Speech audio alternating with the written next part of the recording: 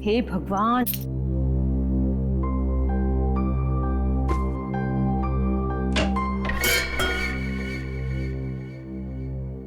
कौन है?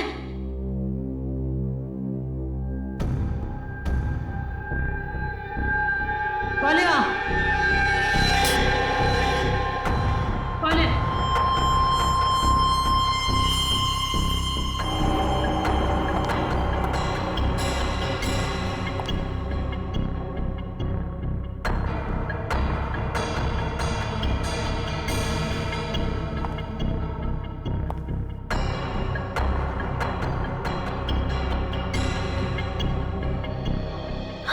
मैं भी ना बेकार में टेंशन लेती रहती हूँ, कोई भी नहीं है यहाँ पे।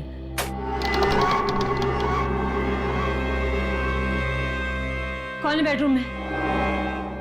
कौन है?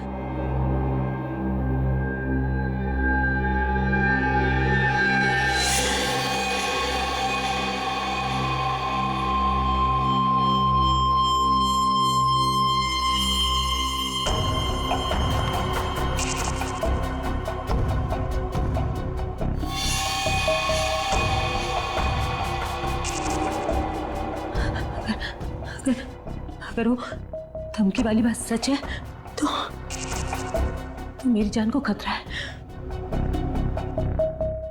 नहीं, मैं तो बेकार में ही डरती रहती हूँ। नहीं, सावधानी बरतने में हर्ज ही क्या है।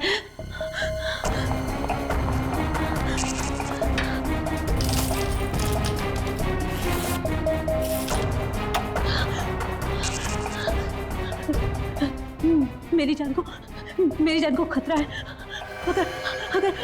अगर मुझे कुछ हो जाएगा तो मेरी मौत का जिम्मेदार तुम। छोड़ो इसे। छोड़ो दो मुझे। मैं पुलिस बुला लूंगी। छोड़ो।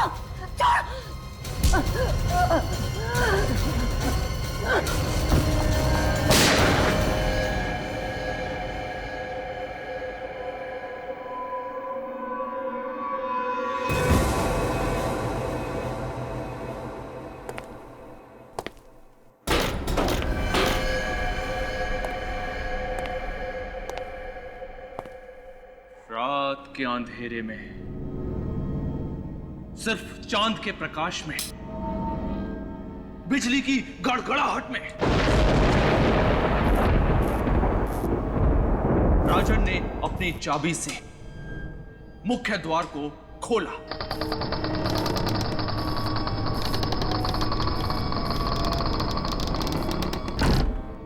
राजन शयन कक्ष की ओर मुड़ा।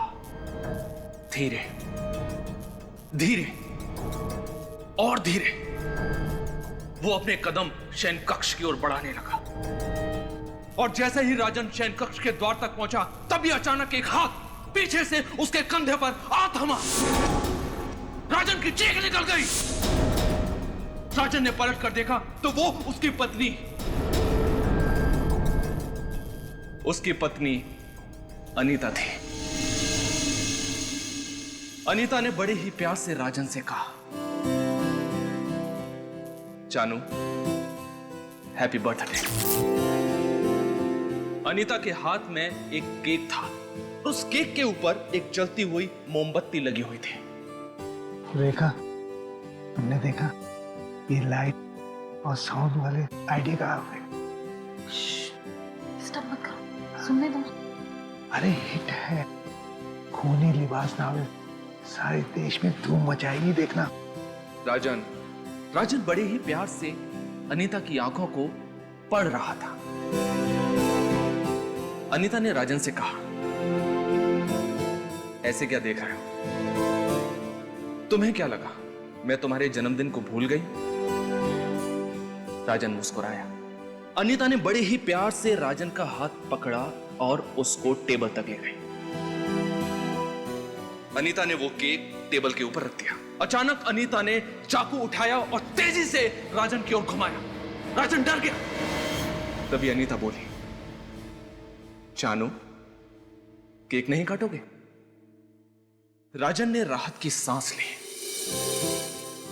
उसने वो चाकू अनीता के हाथ से अपने हाथ में लिया और जैसे ही उसने वो चाकू केक काटने के लिए केक के ऊपर रखा तभी अनीता चिल्लाई, रोको! राजन वहीं डर गया। अनीता मुस्कुराई। अनीता ने कहा, चानू मोमबत्तियां तो बुझा दो। राजन ने फिर राहत की सांस ली। राजन ने एक फूंक मारी और उस मोमबत्ती को बुझा दिया। उस मोमबत्ती के बुझने के बाद उस कमरे में काला घना अंधेरा छा गया। तभी अचानक एक गोली चलने की आवाज आई और राजन जमीन पर गिर गया।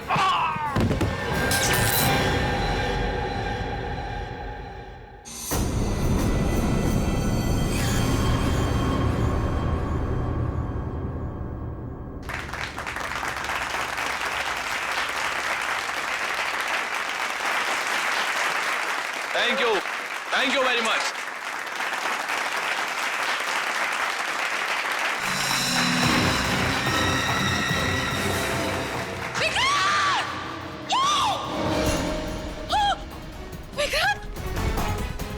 किसी को बाहर मत जाने देना, मेन डोर बंद।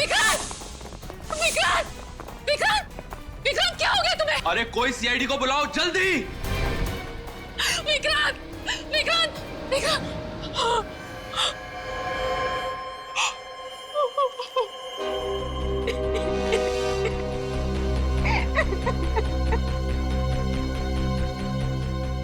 ये सब कब हुआ? मैं बताता हूं। आप? अमन, मैं लेखक हूं सर। विक्रांत जी मेरे इस नोवेल खूनी लिबास के प्रकाशक थे। इस कार्यक्रम का आयोजन भी उन्होंने ही किया था। दरअसल आज मेरे इस नए उपन्यास खूनी लिबास का लॉन्च था। मैं वहां पर खड़े होकर इस उपन्यास के एक अध्याय को पढ़कर सुना रहा था। बैकग्राउंड में साउंड्स और लाइट का इफेक्ट भी चल रहा था। तय समय के अनुसार लाइट्स ऑफ हो गई और जब वापस ऑन हुई तो मैंने देखा कि विक्रांत के सीने से खून बह रहा था और वो ये रेखा जी हैं, विक्रांत जी की पत्नी। खूनी लिबास? खूनी लिबास, ये नाम कहीं सुना हो ऐसा लगता है। सर वो अंजलि, उसके पास से हमें इसी बुक लॉन्च का इनविटेशन कार्ड मिला था। हाँ, अंजलि जिसका खून हुआ कल रात, उसके बैग में भी हमें इसी बुक लॉन्च का इनविटेशन कार्ड मिला। पलटो से समझ गए।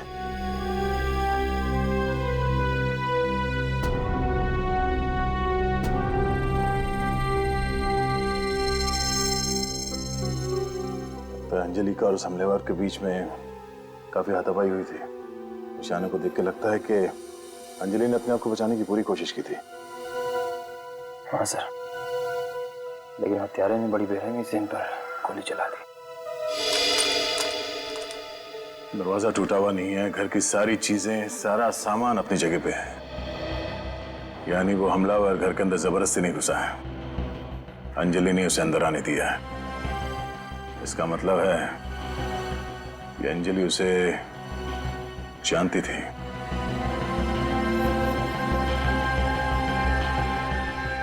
टूटा हुआ डिक्टाफोन, जरूर अंजलि ने इसमें कुछ रिकॉर्ड किया होगा, तभी उस हमलावर ने इसे तोड़ दिया। सर अंजलि के पर्स में ये आईडी कार्ड मिला है। प्रेस का कार्ड? ये अंजलि एक पत्रकार थी?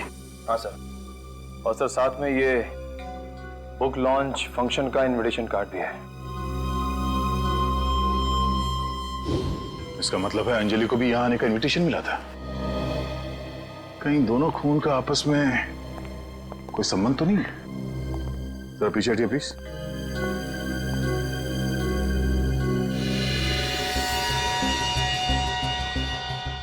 गोली विक्रांत जी के सीने पे लगी, यानी वार सामने से किया गया। जरा ना आगे लो।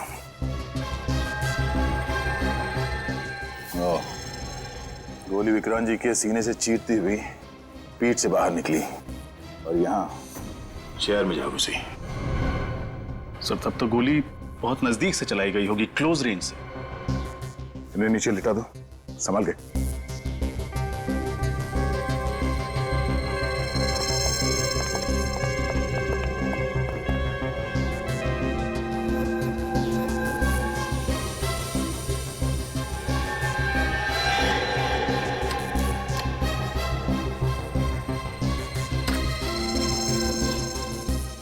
निकल, ये लो, एक लंबी रस्सी लिया। और विनीत, जितने मेहमान हैं उन सबके नाम और एड्रेस नोट कर लो। इन्हें पूछो कि इन लोगों ने किसी को देखा है या किसी पे शक है क्या। और जितने लोगों को इनविटेशन दिया गया उन सबकी एक लिस्ट बनाओ और पता करो कि यहाँ कौन लोग हैं जो जबरदस्ती बिना इनविटेशन के अंदर घुसा है। और यह भी पता करना कि कौन लोग हैं जो इनविटेशन देने के बावजूद यहाँ पे नहीं आए। सर, जिस तरह से गोली चलाई गई स्टेज पर से ही चली हो। ये कैसे हो सकता है सर? इस स्टेज पर तो सिर्फ मैं ही था।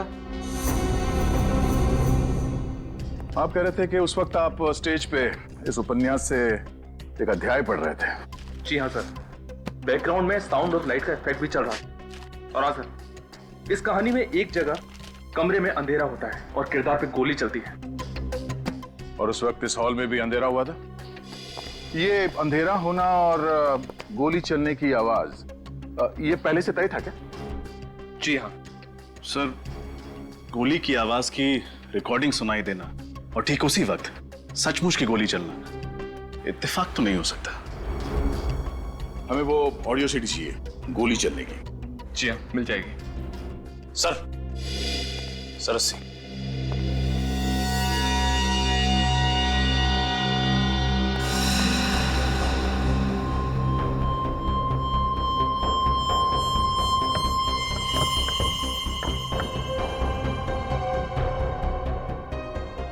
गोली यहीं कहीं आसपास से चलाई गई है। सर, करीब 15-20 फीट की दूरी है। सर, हो सकता है खूनी इस पर्दे के पीछे कहीं छिपा हो।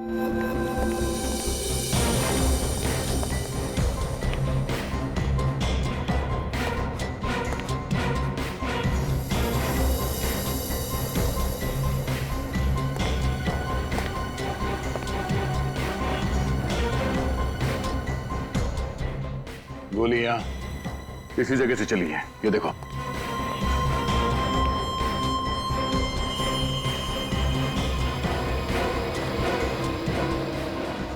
एक मिनट जब हिलना नहीं, हिलना नहीं। किसी के जूतों के निशान है। सर, हो सकता है ये निशान खूनी के जूते के। जब ये हादसा हुआ उस वक्त यहाँ बैक स्टेज पे जितने भी लोग थे उन सबको यहाँ बुलाओ। Yes sir. सर, ये दो लोग थे यहाँ पर। आप लोग थे जब बाहर हॉल में गोली चली थी? आप लोग यहीं पे थे बैक स्टेज में? जी सर। किसी को यहाँ से भागते हुए देखा बाहर? नहीं सर। नहीं? मैंने देखा सर, एक आदमी जल्दी जल्दी भाग रहा था। आप पहचानते हैं उसे? साहब, अंधेरा था साहब, अंधेरे में दिखाई नहीं दिया साहब कुछ। अच्छा, उस आदमी ने क्या पहना हुआ था कुछ याद है? शर्ट, कुर्ता या कुछ और? साहब, अंधा है क्या? जंगली कहीं का? साहब, काले रंग का कोट पहना था साहब, और वो जल्दी जल्दी भाग रहा था साहब, और उसने मुझे धक्का दिया साहब, वो धक्का दे के भाग गया साहब। ठीक है, आप लोग जाओ, सिक्योरिटी से जाके पता करते हैं कि उन लोगों ने किसी लंबे काले कोट वाले आदमी को देखा है या नहीं। जी सर, वो बहुत जल्दी में था। इसके पहले कि मैं उससे कुछ पूछता वो निकल गया। वो गया कैसे यहाँ से? गाड़ी से गया सर। गाड़ी का नंबर देखा तुमने? नहीं सर। अच्छा, वो दिखता कैसे था? उसने क्या पहन रखा था? हुलिया बता सकते हो? सर, उसने काले कलर का कोट, टोपी और चश्मा पहना हुआ था। सर, अंदर हॉल में भी उस आदमी ने हमें यही हुलिया बताया था। यही वो शख्स है जिसकी हमें तलाश है। तुम उसका स्केच बनवा सकते हो हमारे लिए?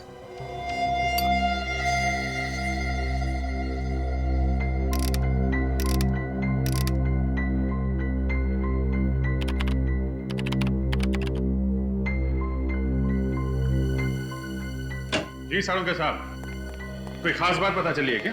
खास बात यह है अभिजीत कि ये 2 बुलेट्स आप लोग देख रहे हैं, इसमें से ये वाली बुलेट मुझे अंजलि की बॉडी में से मिली है और ये बुलेट मुझे विक्रांत की बॉडी में से मिली है, और दोनों बुलेट .32 कैलिबर की गन से चली है।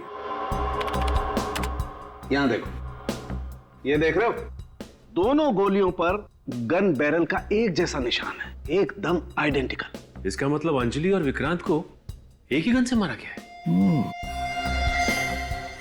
मिस्टर विक्रांत उस उपन्यास खूनी लिबास के प्रकाशक थे और अंजलि उस बुक लॉन्च में आने वाली थी मगर पहुंची नहीं। दोनों को एक ही गन से मारा गया है, मतलब दोनों का खूनी कोई एक ही है। मगर एक बात समझ में नहीं आ रही सर, खूनी ने ठीक उसी वक्त गोली कैसे चलाई जिस वक्त फंक्शन के बैकग्राउंड म्यूजिक में गोली चलने की आवाज थी। एक बार वो बैकग्राउंड म्यूजिक सुनते हैं। उसने वो चाकू अनीता के हाथ से अपने हाथ में लिया। राजन ने फिर राहत की सांस ली। राजन ने एक फूंक मारी और उस मोमबत्ती को बुझा दिया। उस मोमबत्ती के बुझने के बाद उस कमरे में काला घना अंधेरा छा गया। तभी अचानक एक गोली चलने की आवाज आई और राजन जमीन पर गिर गया। हाँ यार, थोड़ी मिस हो गई है, फिर से ट्राई करता हूं। सचिन, फिर से म्यूजिक ऑन करना। और उस मोमबत्ती को बुझा दिया। उस मोमबत्ती के बुझने के बाद उस कमरे में काला घना अंधेरा छा गया। तभी अचानक एक गोली चलने की आवाज आई और राजन जमीन पर गिर गया।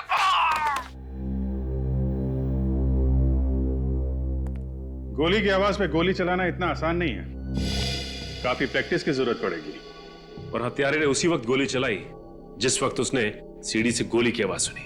अपना टाइमिंग सही करने के लिए उसने काफी प्रैक्टिस की होगी। और प्रैक्टिस करने के लिए उसे इस सीढ़ी की जरूरत तो जरूर पड़ी होगी।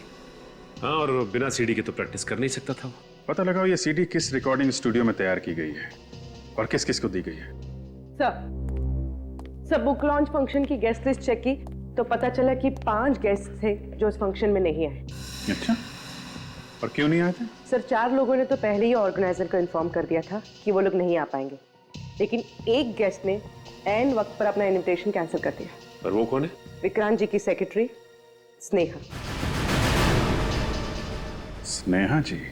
मैं उस रात वीएन हॉस्पिटल में थी, मेरे भाई का ऑपरेशन था, वो अब भी सीरियस है। आप चाहें तो वीएन हॉस्पिटल जाकर इंक्वायरी कर सकते हैं। मैंने इस बारे में विक्रांत सर को भी बताया था। नेहा जी, ये बताइए कि विक्रांत जी की किसी के साथ कोई दुश्मनी थी, कोई कॉम्पिटिटर उनका? दुश्मन का तो पता नहीं, लेकिन वो कुछ दिनों से परेशान बहुत थे। क्यों? पूछा था लेकिन उन्होंने बताया नहीं।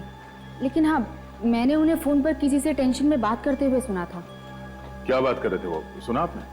हाँ, वो बार बार अमन का नाम ले रहे थे। अमन? अच्छा, अब ये बताइए कि बुक लॉन्च फंक्शन के दौरान नरेशन के साथ साथ साउंड इफेक्ट्स का आइडिया किसका था? जी, वो विक्रांत जी का ही आइडिया था। वो चाहते थे कि बैकग्राउंड में एक माहौल सा बने और इसीलिए मैंने सीडी की 3 कॉपीज भी बनाई थी। 3 सीडीज? मगर वहाँ ऑडिटोरियम में तो हमें सिर्फ 2 ही सीडी मिली थी। ये 3 सीडीज किस किस के लिए? एक विक्रांत सर के लिए, अमन के लिए और एक अपने लिए। ओह, तो क्या आप हमें ये ऑडियो सीडी दे सकती हैं? आई एम सॉरी सर, वो एक्चुअली वो सीडी या तो गुम हो गई है या मैंने कहीं रख दी है, पता नहीं। I am sorry sir. आपकी सीडी की कॉपी बुक लॉन्च से पहले चोरी हुई थी या बाद में? पहले, बहुत पहले। पहले। थैंक यू स्नेहा जी। अगर आपसे कोई और सवाल पूछना हो तो हम आपको फिर से तकलीफ देंगे। Thank you. सर, ये तीसरी सीडी का राज क्या है, समझ नहीं आया। कहीं किसी ने सीडी चुरा तो नहीं ली? लेकिन क्यों, कौन करेगा ऐसा? यही पता लगाना पड़ेगा हमें। पहले इस अमन से मिलते हैं। Thank you very much. Thank you very much sir. Thank you.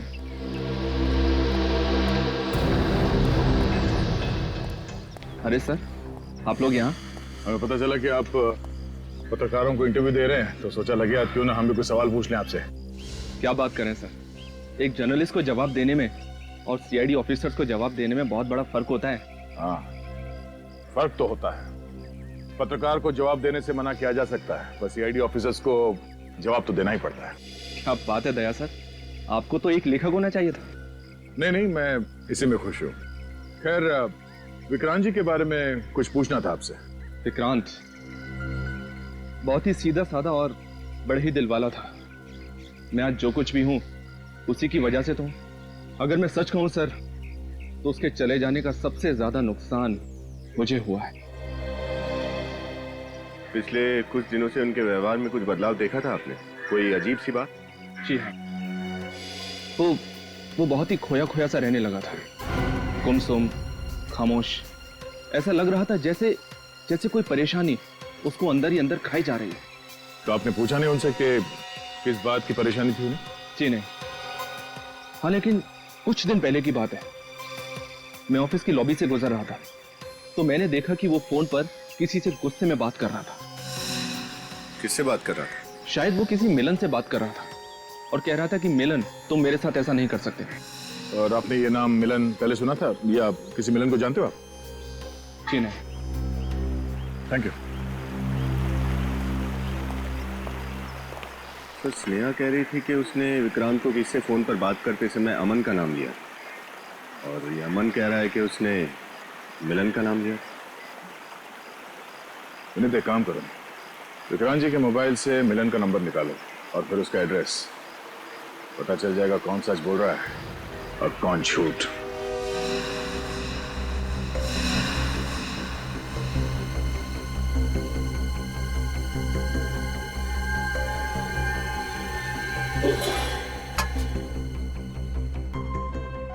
Fan चल रहा है, अलमारी खुली हुई है, खाना वैसा का वैसा है, खिड़की भी खुली हुई है। मतलब ये जल्दी जल्दी में भागा यहां से, तो जरूर हमारे लिए कुछ छोड़ के गया होगा। चेक करो घर को।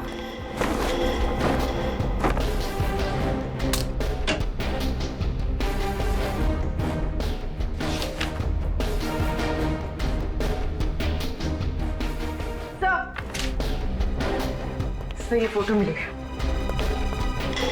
ये? सर ये फोटो तो स्केच से मैच होता है। ये देखिए। मतलब मिलन ही था जो उस बुक लॉन्च में गया था। चेक करो, देखो और क्या मिलता है।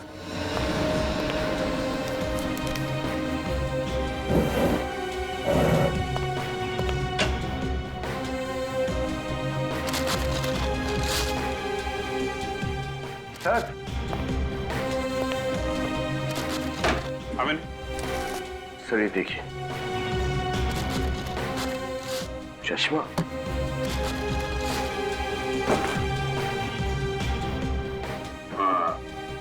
वॉचमैन ने भी बताया था ना, गोली चलने के बाद जो आदमी गेट से निकला था उसने यही पहन रखा था, काला कोट, चश्मा और हैट।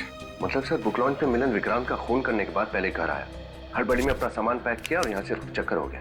करेक्ट। सर ये डस्टबिन से ये पेपर मिले। सर देखिए जैसे इस पे कोई नक्शा बना हुआ है।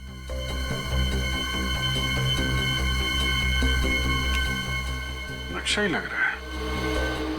जोड़ो इसे।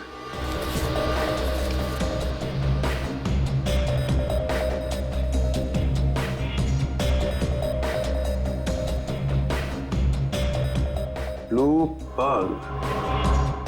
Blue pearl. पता लगाओ ये जगह कहां पे है। निखिल, तुम्हें पूरा यकीन है यही वो जगह है? हाँ सर, उस कागज पे जो लैंडमार्क था वही होटल है और इस होटल के आसपास सिर्फ एक फार्म हाउस है।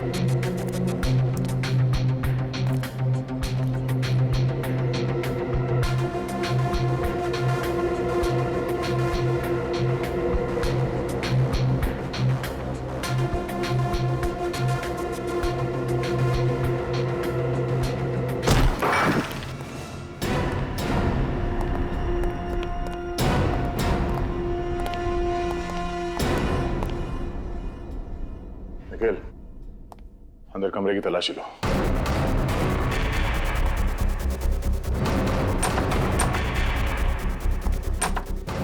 सर, सर ये देखिए। सर ये सेटअप तो बिल्कुल वैसा ही सेटअप है जो उस बुक लॉन्च फंक्शन के जैसा था। हाँ? सर इसका क्या मतलब हो सकता है? इसका मतलब ये कि खूनी काफी अरसे से ये खून करने की प्लानिंग कर रहा था। उसे उस जगह का पूरा लेआउट पता था। उसे ये भी मालूम था कि उस फंक्शन में विक्रांत जी कहां बैठे होंगे।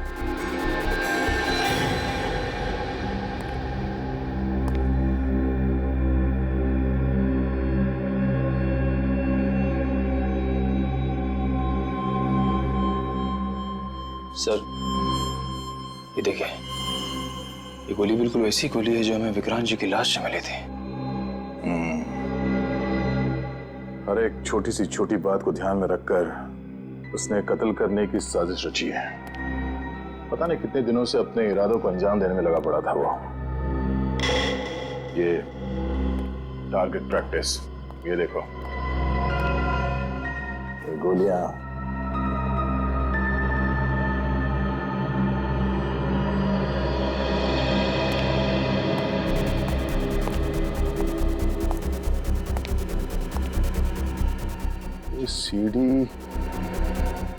सीडी पे म्यूजिक सिस्टम। राजन ने एक फूंक मारी और उस मोमबत्ती को बुझा दिया। उस मोमबत्ती के बुझने के बाद उस कमरे में काला घना अंधेरा छा गया। तभी अचानक एक गोली चलने की आवाज आई। ओह, सर लगता है वही सीडी है जो मौका वारदात से गायब हुई थी। हाँ, ये वही सीडी है और इसी सीडी की मदद से उसने अपना टाइमिंग एकदम परफेक्ट रखा। जैसे ही सीडी में गोली चलने की आवाज आई, उसने अपने गन से गोली चला दी। और इस टारगेट को देखो, ये इतने सारे छेद हैं।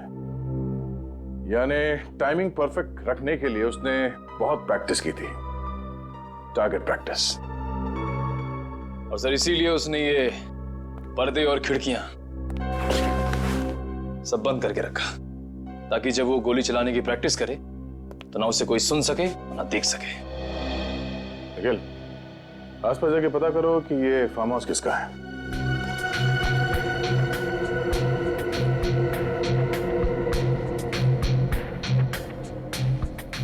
शेल।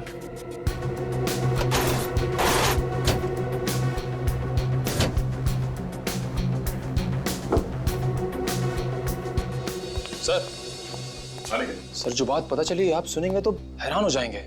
क्या? सर ये फार्म हाउस विक्रांत जी की वाइफ रेखा के नाम पे है। रेखा? मैं सच कह रही हूँ, मेरे ही फार्म हाउस पर मेरे ही पति के मर्डर की प्लानिंग चल रही थी। इसके बारे में मुझे कुछ भी नहीं पता था।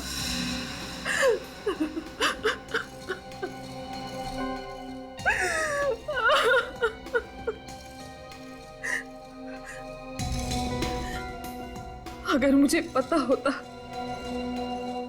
तो क्या मैं अपने पति को बचाती नहीं? क्या मैं सीआईडी को इन्फॉर्म नहीं करती? ये फार्म हाउस की चाबी किस किस के पास रहती है? एक चाबी मेरे पास रहती है और दूसरी विक्रांत के पास रहती थी। जब भी उसका मन करता था वो वहां चला जाता था। मैं तो काफी अरसे से फार्म हाउस पर गई नहीं। अच्छा, विक्रांत जी ने कभी आपसे किसी मिलन नाम के आदमी के बारे में कुछ कहा था? नहीं सर, ये नाम तो मैं पहली बार सुन रही हूँ। क्या आपने हाल फिलहाल विक्रांत जी के बर्ताव में कुछ बदलाव देखा? हाँ, काफी समय से विक्रांत का बर्ताव अजीब सा हो गया था।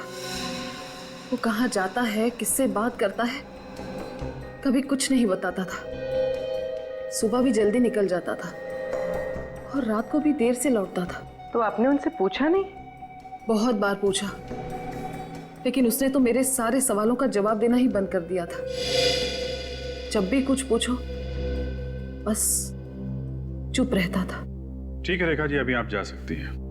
जरूरत पड़ेगी तो आपको दोबारा बुलाएंगे।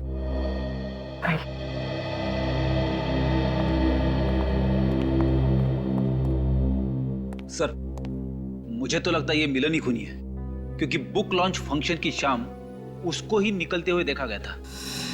हाँ, कहीं से उसने फार्म हाउस की चाबी का इंतजाम किया होगा, वहां पे सीडी के म्यूजिक पे गोली चलाने की प्रैक्टिस की और बुक लॉन्च में जाके विक्रांत जी का खून कर दिया। पर सर हमें ये भी नहीं पता कि मिलन है कहाँ, और ये भी नहीं पता कि वो जर्नलिस्ट अंजलि की मौत का इस केस से क्या लेना देना है। सर, डेक्टाफोन में से जो हमें टेप मिला था वो बुरी तरह से डैमेज था, लेकिन अब उसे रिपेयर कर लिया गया है। Very good. तो डेक्टाफोन लाना जरा।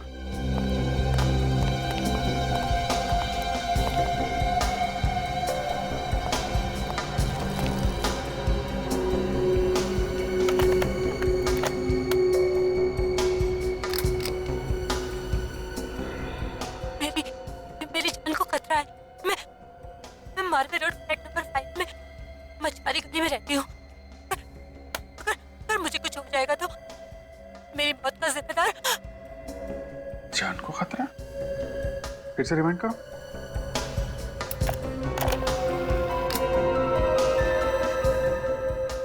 मेरी जान को खतरा है। मेरी जान को खतरा है। मैं मार्वे रोड फ्लैट नंबर 5 में मछुआरी गली में रहती हूँ। मेरी मौत का जिम्मेदार। Marve road flat number 5। तो फिर से चलो। मेरी जान को खतरा है। मैं मार्वे रोड फ्लैट नंबर 5 में मछुआरी गली में रहती हूँ। हाँ सर, तो फ्लैट नंबर 5 मार्वे रोड मछुआरों की कॉलोनी के पास। टेप से दो बातें तो पता चली हैं। अंजलि की जान को खतरा था और मरने से पहले उसने एड्रेस बताया था फ्लैट नंबर 5 मार्वे रोड मछुआरों की कॉलोनी के पास। देखते हैं कौन रहता है इस एड्रेस में। जी हम सीआईडी से आपसे कुछ पूछना चाहते हैं। माफ कीजिए, हमने आपका नाम नहीं पूछा। मृदुला। मृदुला। मृदुला जी, आप अकेली रहती हैं? हाँ, नहीं मतलब मेरे पति के साथ शैलेश, लेकिन फिलहाल वो किसी काम के सिलसिले में 3 महीनों के लिए हमारे गांव गए हैं। ओह अच्छा। आप किसी अंजलि को जानती हैं? अंजलि? एक सेकंड, ये है उसकी फोटो। कौन? अंजलि एक पत्रकार थे। जी नहीं, एक्चुअली मैं घर से बाहर सिर्फ सब्जी खरीदने के लिए निकलती हूँ। मैं किसी पत्रकार को नहीं जानती। सब्जी भाजी खरीदने जब घर से बाहर जाती हैं तो शायद आपने कहीं इसे देखा हो, इसके बारे में सुना हो। जी नहीं।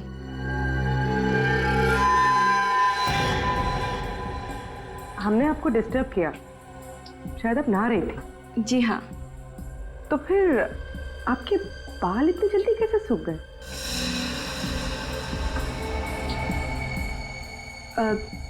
जी वो मैं शैम्पू करने जा ही रही थी तब आप लोग आ गए। अब आप लोग जाएंगे तब मैं कर लूंगी शैम्पू। अच्छा, मतलब आप चाहती हैं कि हम लोग चले जाएं? जी नहीं, मगर वो पानी चला जाएगा तो प्रॉब्लम हो जाएगी। नहीं, कोई बात नहीं, हम लोग फिर आ जाएंगे। Thank you.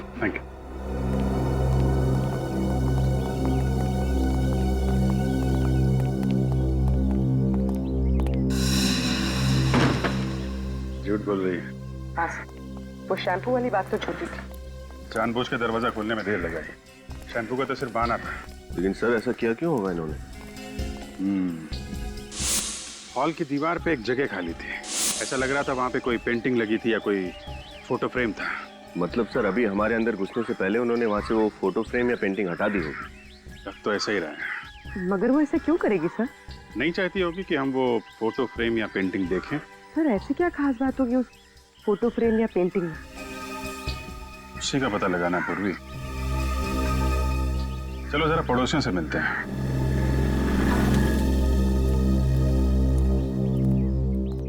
एक्सक्यूज मी भाई साहब। देखिए हम लोग सीआईडी से हैं। आप यहीं आसपास रहते हैं? हाँ सर, ये वाला घर मेरा है। हो, आप फिर तो शैलेश जी और मृदुला जी को जानते होंगे? हाँ, बहुत अच्छे से। कितना जानते हैं उनके बारे में? I mean, उनके बारे में ऐसी कोई बात जो आपको खटकती हो, कुछ अजीब लगता हो उनके बारे में?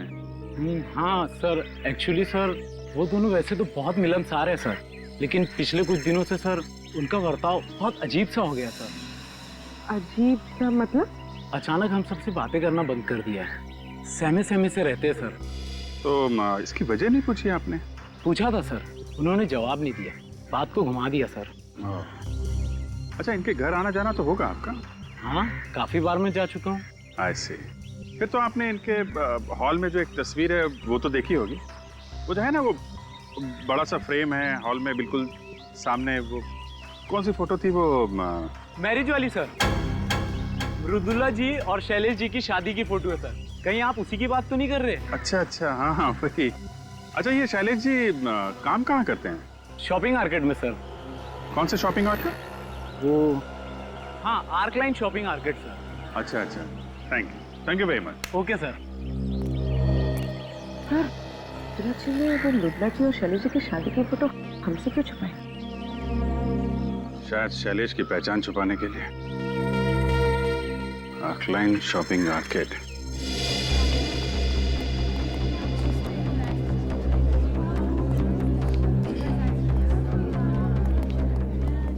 Welcome sir. भैया क्या चाहिए आपको? क्या चाहिए नहीं, ये पूछे कि कौन चाहिए। कौन चाहिए? शैलेश, जो यहाँ काम करता है। तो शैलेश, वो तो यहाँ काम करता था, उसने तो नौकरी छोड़ दी। कितना टाइम हुआ उसे काम छोड़े हुए? ये कोई 3 महीने हुए होंगे। 3 महीने? अच्छा, अब इस शैलेश के बारे में कुछ और बता सकते हो आप हमें? शैलेश के बारे में सर जितना कहा जाए उतना कम है। एकदम फर्स्ट क्लास सेल्समैन था सर। कस्टमर से इतनी अच्छी तरीके से बात करता था कि जो कस्टमर टाइम पास करने के लिए भी आते थे वो सामान खरीद लेते थे। जब वो इतना अच्छा सेल्समैन था, फिर उसने यहाँ से नौकरी क्यों छोड़ी? सर वो कह रहा था कि कोई बड़ा जैकपॉट लगा है उसे, अब वो खुद की दुकान खोलना चाहता है, तो इस सिलसिले में उसे कुछ टाइम के लिए गाँव जाना पड़ेगा। उसका गाँव कहाँ है, कुछ बताया उसने? नो सर, ये तो बताया नहीं सर। ओह, अच्छा, उसकी कोई फोटो तो होगी ना तुम्हारे पास? सर, ये रही उसकी फाइल।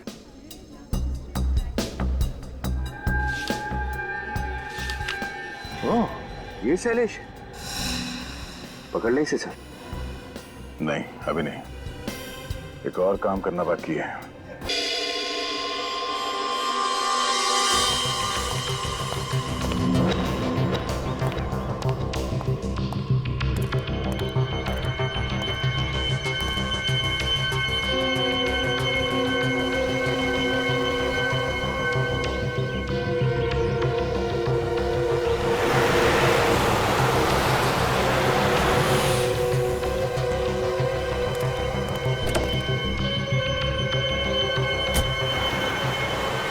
बैठ के तो नहीं जा रहा? हम भी चलते हैं, जहाँ ये जा रहा है।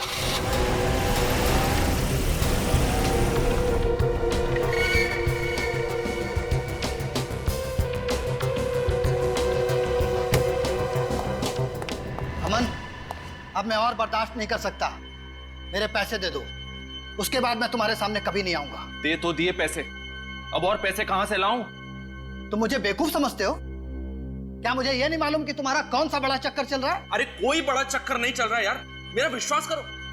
और हाँ, जितने पैसे तय हुए थे वो सब के सब मैं तुम्हें दे चुका हूं। अब मुझे परेशान करना बंद करो प्लीज। तुम बकवास बंद करो, बहुत हो चुका।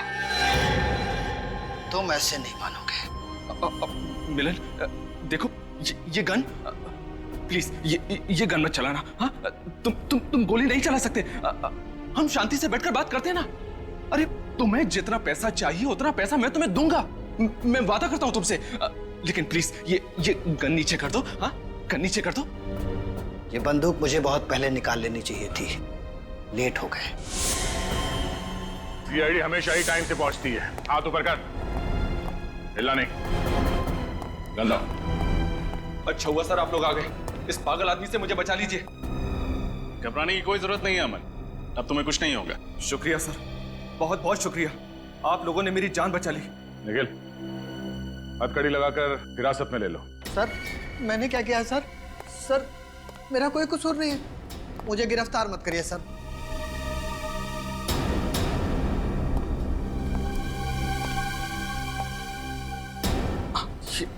ये आप क्या कर रहे हैं सर?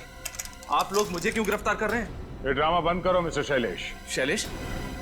कौन शैलेश सर? मैं अमन हूं, अमन। और ये सारा खेल तो इस मिलन ने खेला है। मैं निर्दोष हूं सर, मैंने कुछ नहीं किया। इतना भोला बनने की कोई जरूरत नहीं है।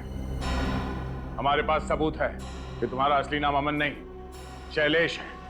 आर्क लाइन शॉपिंग आर्केड में काम करने वालों के रजिस्टर में तुम्हारा नाम है, समझे? और वहां तुम्हारी फोटो भी है। तो मिस्टर शैलेश, अब तुम महान लेखक नहीं रहे। मिलन, विक्रांत जी से तुम कैसे मिले? जब दो पब्लिशर ने मेरी कहानी छापने से इनकार कर दिया, तब मैं विक्रांत जी के पास गया। विक्रांत जी को मेरी कहानी बहुत पसंद आई, लेकिन उन्होंने कहा कि हम इसे नकली नाम से छापेंगे। इसलिए विक्रांत जी ने तुम्हारे उपन्यास को तुम्हारे नाम से नहीं, बल्कि एक नकली लेखक अमन के नाम से छाप दिया। जी, और जब उपन्यास को सराहा गया तो मुझे लगा कि विक्रांत जी मुझे दुनिया के सामने लेकर आएंगे, लेकिन विक्रांत जी को लगा कि दुनिया इस बात को कभी नहीं मानेगी कि मुझ जैसा दिखने वाला साधारण आदमी लेखक हो सकता है। उपन्यास की पब्लिसिटी के लिए उनको स्टाइलिश और आधुनिक चेहरा चाहिए था। और तभी उनकी मुलाकात शैलेश से हुई, आर्क लाइन शॉपिंग आर्केड में। हाँ? और तुम्हारी मीठी जुबान से बहुत इंप्रेस हो गए वो, तो उन्होंने एक प्लान बनाया। उन्होंने सोचा क्यों ना तुम्हें अमन बनाकर दुनिया के सामने लाया जाए। हाँ? पैसा और शोहरत पाने का मेरे पास ये सबसे अच्छा मौका था सर, लेकिन विक्रांत जी ने तय किए हुए पैसे मुझे नहीं दिए। इसलिए तुमने मिलन से हाथ मिला लिया और अपने मकसद को पूरा करने के लिए अंजलि नाम की जर्नलिस्ट की मदद ली। मगर शैलेश, तुम्हारा लालच बढ़ा, तुमने अपना प्लान चेंज कर दिया। तुमने सोचा क्यों ना विक्रांत जी को ही मार दो, ताकि उनके रॉयल्टी के सारे पैसे तुम्हें मिल जाएं। हाँ, और उनको मारने की प्रैक्टिस भी मैं उन्हीं के फार्म हाउस पर किया करता था। और अंजलि को इसलिए मार दिया क्योंकि अगर वो जिंदा रहती तो तुम्हारी सारी असलियत सबके सामने ला देती, है ना? मिलन भी तो तुम्हारी असलियत जानता था, इसको क्यों जिंदा छोड़ दिया? ये कहीं गायब हो गया था। चलो इतना तो पता चल गया कि तुमने जानबूझकर मिलन को उस रात बुक लॉन्च पर बुलाया और बैक स्टेज के पर्दे में छेद बनाया। ये बताओ, विक्रांत जी पर कैसे गोली चलाई तुमने? मैं गन किताब में छिपा कर लाया था। मैंने स्टेज से ही अंधेरे में उन पर गोली चला दी। चलिए नकली लेखक, असली जेल में सजा काटने का वक्त आ गया है।